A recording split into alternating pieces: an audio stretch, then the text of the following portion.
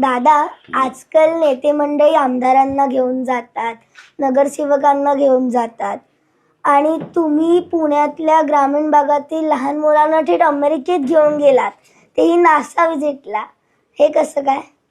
बेटा काय झालं, जिल्हा वार्षिक योजना म्हणजे डीपीडीसी असतं, त्या डीपीडीसी मध्ये आपण जिल्ह्यातल्या वेगवेगळ्या विकास कामं त्या ठिकाणी करू शकतो. नासा एक जागतिक पातळीची महत्वाची संस्था आहे. गोरगरिबांच्या मुलांना, हुशार मुलं, परंतु जिल्हा परिषदेच्या शाळेमध्ये शिकणारी आणि गोरगरिबांची ती मुलं काही परदेशामध्ये जाऊ शकत नाही, कारण लोकांची आर्थिक परिस्थिती त्यांच्या आई वडिलांची नसते. ह्या मुलांना जर लहानपणी त्यांचे जे बुद्धिमान आहेत त्यांचं सिलेक्शन आम्ही करतो आणि त्यांना पाठवतो. आता 25ची बॅच आपण पाठवलेली आहे आणि त्यांना तिथं गेल्यानंतर नासा म्हणजे काय, जगात काय चालतं, कशा पद्धतीनं चालतं, एक कॉन्फिडन्स त्यांना येतो. तो येण्याच्या करता आपण ते पाठवलं, असं आपण केलं.